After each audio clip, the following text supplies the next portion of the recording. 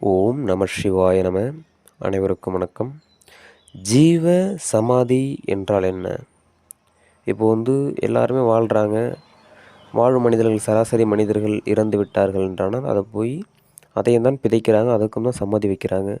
அந்த சமாதியும் இந்த ஜீவ சமாதியும் ஒன்றா அப்படின்னு கேட்டால் கிடையாது. நல்லா தெளிவாக புரிந்து கொள்ள வேண்டும்.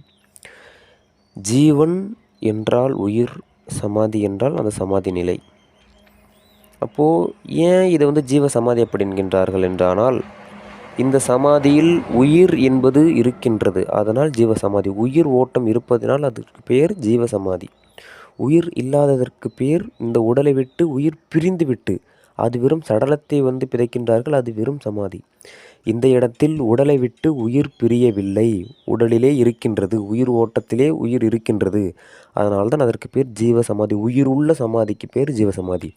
உயிர் இல்லாத சமாதிக்கு பேர் வெறும் சமாதி. அந்த இடத்துல ஒன்றுமே இருக்காது.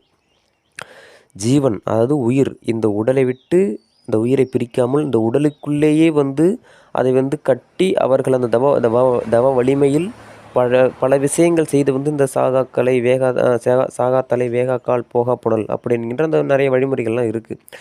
அந்த மாதிரியான தன்மையில் கொண்டுட்டு உயிரை ஒடுக்கி ஒரு இடத்துல வச்சுருவாங்க சித்தர் பெருமக்கள். வச்சு அதை வைக்கும்போது அது ஜீவ சமாதி. அப்போ உடலை விட்டு உயிர் பிரியாது, இந்த உடலுக்குள்ளே தான் இருக்குது. நான் சாதாரண ஒரு உடலை எடுத்தீங்க அப்படின்னா, அது இறந்து விட்டு உடலை விட்டு உயிர் பிரிந்து விட்டு அப்படின்னு சொல்லி பார்த்தீங்கன்னா அந்த உடல் ஒரு 2 நாள் 3 நாள் ஆக துர்நாற்றம் அடிக்கும், அழுக ஆரம்பித்து விடும். அது பல துர்நாற்றங்கள் அது அந்த உடம்பிலிருந்து வீசி கொண்டிருக்கும். இப்போ இந்த ஜீவ சமாதி செய்யப்பட்டவர்கள் அவருடைய உடலை பார்த்தீங்கன்னா 2000 வருடம் ஆனாலும் அந்த உடலை எடுத்து பார்த்தீங்கன்னா சுருங்கி போய் தான் இருக்கும், ஒரு புழு கூட தீண்டி இருக்காது. ஏனென்றால் அந்த உயிரானது அந்த உடலுக்குள் இருக்கும்பொழுது எத்தனை ஆண்டுகள் நீங்கள் கழித்து பார்த்தாலும் அந்த உடல் என்பது அழியாது, சுருங்கி போய் தான் இருக்குமே தவிர்த்து. ஆனால் அது எந்த ஒரு புழுவும் எந்த ஒரு இதுவும் தீண்டி இருக்காது. நல்லா தெளிவாக புரிஞ்சுக்கணும். அப்போது அது மாதிரியான ஜீவ சமாதி உயிர் உள்ள அந்த சமாதிக்கு போகும்போது, ஜீவ சமாதிக்கு போகும்போது என்னாகும் அப்படின்னா, நீங்கள் கேட்குறது அனைத்தும் கிடைக்கும். நீங்கள் கேட்கணும் தான் அப்படின்லாம் கிடையாது. நீங்கள் போனாலே உங்களை ஸ்கேன் பண்ணிவிடுவாங்க. உங்களுக்கு என்ன தேவை, நீங்கள் யார், என்ன எப்படியாப்பட்ட சிந்தனையாளர்கள், நல்லவரா கெட்டவரா, என்ன ஏது எல்லாம் ஸ்கேன் பண்ணிவிடுவாங்க. அல்லது நீங்கள் கேட்டும் கொடுப்பாங்க. ஆனால் நீங்கள் கேட்கக்கூடியதற்கான நோக்கம் என்பது சரியாக இருக்கான்னு பார்ப்பாங்க. எவன் ஒருவன் அவனுடைய வாழ்க்கையில் ஜீவ சமாதி வழிபாடு என்பது வைத்து கொண்டிருக்கின்றானோ அவன் இந்த சிற்றின்ப வாழ்க்கையை கடந்து அடுத்த கட்டத்தை நோக்கி போவதற்கான வழி என்பது அந்த ஜீவ சமாதி அந்த சித்தர் பெருமக்கள் அவருக்கு காட்டி கொடுப்பார்கள்.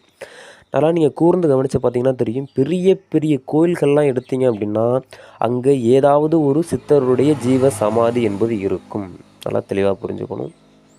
அவர்கள்தான் அந்த கோயிலை உருவாக்குவதற்கான மிகப்பெரிய ஒரு மூலம் சூட்சமமாக இருந்திருப்பார்கள். ஜீவ சமாதிக்கு அப்படியாப்பட்ட ஒரு பேராற்றல் என்பது உண்டு. நன்றாக புரிந்து கொள்ளுங்கள். ஒரு மனிதன் இந்த சிற்றின்ப வாழ்க்கையெல்லாம் கடந்து அவன் அடுத்த கட்டத்திற்கு செல்ல வேண்டும் என்றானால், எவனொருவன் அதிகப்படியான ஜீவசமாதி வழிபாடுகள் வைத்து கொண்டிருக்கின்றார்களோ அவர்களுக்கு இந்த சிற்றின்ப வாழ்க்கை இது அனைத்தும் கடந்து இது அனைத்தும் களை எடுக்கப்பட்டு அடுத்த கட்டத்தை நோக்கி செல்வதற்கான வழி என்பது அவர்களை காட்டுவார்கள். நன்றாக புரிந்து தெரிந்து தெளிந்து நல் வழியில் சென்று இறையடி மிக விரைவில் சேருவோம் என்று சொல்லி இந்த உரையை முடித்துக் கொள்கிறேன். ஓம் நம சிவாய நம.